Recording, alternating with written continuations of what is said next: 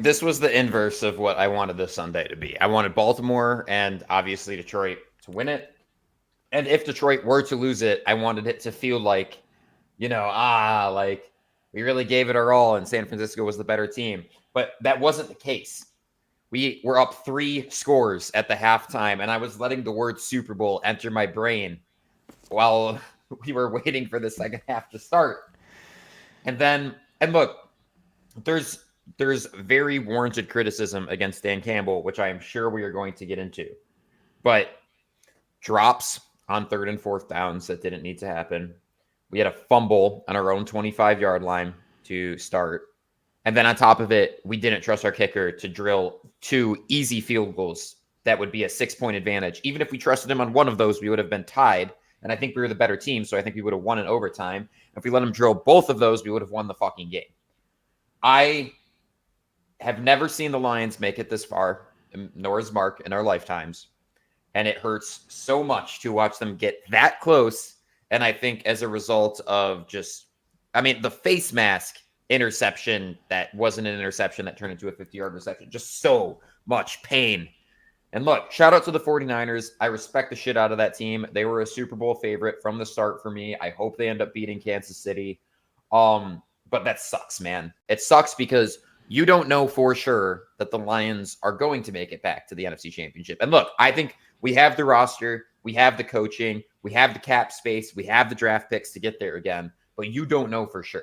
Things lined up perfectly. It was right there in front of our face. We had to take that opportunity, and we did it. And that's my opening remark.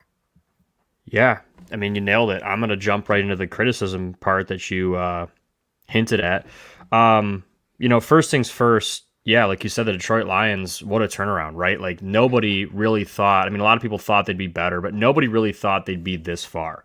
And it's a huge credit to Dan Campbell and what he's done culturally there to turn this thing around. The team bought into this whole grit. You can call it corny, but they bought into that grit mantra. And like, that's the city. Like he's built that team around what Detroit is. The people of Detroit have bought into it. The players bought into it. The coaches bought into it. And it showed, and it carried us all the way to this moment. And in this moment, when you're there, you might as well fucking win it, right? Because like John said, we were the better team almost this entire game. And you had a 3-score lead on the San Francisco 49ers, which they don't play from behind very often. I think Shanahan was like literally 0-42 until last week against the Packers when losing by 10 or more in a second half or fourth quarter. Yeah, or whatever it was. And we could have easily, forced their hand and continue to put them in a tough spot. It really comes down to a couple decisions by Dan Campbell. And I've told this to John, and if you listen to this podcast regularly, I have said this so many times over the last 3 seasons. And there have been moments where Dan Campbell makes decisions like that and wins us games. The fake punt against Kansas City earlier this year is a huge part of why we beat them in week 1, right? But then you look at the fake punt against the Green Bay Packers, that's a huge reason why we lost that game on Thanksgiving. So it goes hand in hand. The problem when you roll the dice like that, when you gamble, is there's a time and a place, right? And you have to have a feel for it as a coach. And Dan Campbell does not have the feel. You can't always hit on a 16 in blackjack, right? Because you're not always going to get the 21. A lot of the time, you're going to bust. And he doesn't understand that. Dan Campbell hits on 18, man. That's the problem, right? Like you can't do. There's a time and a place for it. And in an NFC Championship game, when you have control, you have momentum, all of it. Literally, you're up 14 points in the opposing team. You're already in field goal range. It's 4th and 3 or 4, and you decide to go for it there instead of making a 17-point game. You just cannot ever validate that decision for me. It wasn't like it was a 50-yard field goal. I think it was like a 40-yard field goal. It wasn't. There was no decision to be had. It was you kick the field goal, you go up 17. Not only that, but the second time you get the opportunity in the same situation to kick a field goal, you don't. You go for it again. And I understand that Reynolds dropped the ball, and I understand that Gibbs fumbled, and I understand that we dropped an interception that hit us in the face mask. Right? And I understand that J-Mo dropped a touchdown on a perfect throw on the flea flicker and slowed down, I don't know why, but even still the ball was perfect from Jared Goff, and his drop problems continue to cost us. And I know we made a couple big plays, but it's the same problems that we hinted at and we argued about, 7-8 weeks ago, John, and we'd say, hey, listen, we'll be okay, stay calm, we'll be okay. Well, now's the time to unleash, because those same issues that we didn't address back then, Dan Campbell's decision-making in game and J-Mo's drop problems, cost us tonight. Cost us the NFC Championship game. And like you said, John, there is no guarantee you ever get back to this game. We waited a very long time to get back to an NFC Championship game. And who knows in our lifetime if we ever get back there. I mean, yeah, all the pieces look pretty strong to continue building this thing and have another opportunity, but it is very difficult to win playoff games. You've heard Dan Campbell say in his speeches all postseason. You don't get many opportunities like this, and he blew it big time. And he cost his players because of his that I don't know what it is, if it's like an ego, like I'm just like an alpha like mentality. And in some instances it's great, but in those moments, like there's just no reason to do that. Like if you're the worst team, if your team just needs like a piece of luck to win the game, you do it.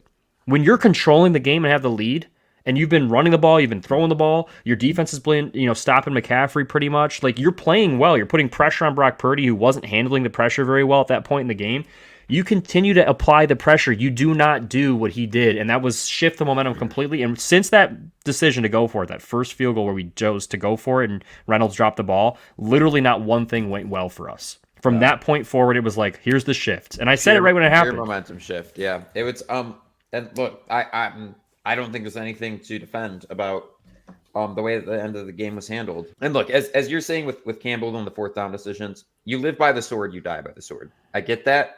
I understand that to be the aggressive coach that you are, it's like you can't favor it in some situations. But man, in this situation where you're up 3 scores, just chill for a second. Think about what an extra 3 points does for you and just keep riding that lead. Even for momentum purposes, just to say you added points on a drive rather than you're walking away to 0 and giving the other team an opportunity, I think that matters so much. It's painful. The drops cost us. I thought JMO had a great game despite that one drop, and he made up for it later, but it was too late. It just sucks, man. I think our secondary held in there really well. I mean, they didn't really let up any huge plays except our defense played a lot better than I ever could imagine. I mean, yeah, it really is mistakes the offense made. You hate to admit it, but those dropped passes cost us huge on the fourth downs that we probably shouldn't have went for, and that Gibbs fumble is just never going to leave my brain. To start, okay, so 49ers shouldn't be driving down like this anyways, and they do, and they score, and then to start your drive, you give them the ball back immediately. I mean, nothing kills momentum in football, so like that. But the key, honestly, the problem with it is the momentum was already killed. The decision to go for it and not get it killed our momentum, and then it was a down. Then instead of our momentum being dead, it was now the 49ers momentum increasing all the way. And everything that happened after that decision Dan Campbell made was just an increase of momentum from Shanahan and the Niners. And you can't give a home team, a team that's supposed to beat you, a 7.5-point favorite coming into the game, a team that's been there, done that before. You can't give them that. You're the team that's not supposed to be there. You're the team that is everyone's shocked you're in that situation. You need to continue to do what you've been doing, and you don't take risks like that at that point in the game. There's just a time and a place that wasn't the place. A lot of people will argue, and this is obviously a hot debate, the Dan Campbell, this train, there's a lot of debate, right? Always. A lot of people love him. A lot of people, dislike his decision making, have questions, right? I've had these issues with him the entire time. I love him as a person. I think he's a great culture guy. He's a great culture fit for the city. But his decision making and when he was play calling for us, horrendous, terrible. He finally gave away the play calling to somebody else, and Ben Johnson's done a great job. But he still makes a lot of these in-game decisions, and he can't help himself, man. There are times where it works out for us, and it's awesome and it's cool, but you just can't make you can't get out of your own way. And you said it, you live by the sword, you die by the sword. A lot of people will say that, I had a few buddies texting me saying, well, Dan Campbell's mentality and going for it and all this stuff is what got us here. No, it isn't. No, That's not what got us to this game. What got us to this game is the building of the draft picks, the run game, our offensive line, being able to stop, changing our defense to somehow be able to stop the run after a really rough start to the season, fixing stuff to be able to get creative pressures on it. That's what got us to the game. Jared Goff and Ben Johnson's chemistry, Amon-Ra and the receivers making plays when they need to, Laporta stepping up big time as a rookie, Gibbs stepping up. That's what got us to the game, not going for it on fourth down. There was never a time where we went for it on fourth down that got us to this title game. It won us a few games in the regular season. It lost us a few games in the regular season. That balances out. But that is not why we were in this game. I think the aggression is incredibly important. and I respect the mentality to an extent. But I don't think it's something that like context matters, right? I don't think it's something that okay, I'm Dan Campbell, I'm the fourth down, go for it guy. You were up 3 scores, man. Just let because here's the thing: you give them the ball at the 20, or you miss the freaking field goal and you give them the ball at the 20. It doesn't matter. You're up 3 scores. You're up 3 freaking scores. Just kick the ball. So, and look, I get people are going to defend it. People are going to defend the aggression. I am Dan Campbell, pro aggression guy on the podcast saying you had 2 opportunities. One cost you tying the game, one cost you the winning the game. And neither you converted on the fourth down because your receivers were dropping the balls. And by the way, per your comment, the run game was there the entire time. Even when we started getting away from it and passing more, they couldn't stop it. They could not stop Gibbs or Montgomery at any point in the game. We could have 5-yard chunked our way downfield the entire time, and I think that probably would have worked, honestly. Like, I mean, it was, it's and so it's there's a lot of player error, but I'm not gonna fault. There's no player to blame in this game. There really isn't. I mean, the fumble sucks. JMO with a drop touchdown at the end. The Reynolds drops were bad. But I can't blame the players. They played their ass off. I mean, you haven't seen many teams dominate San Francisco like that.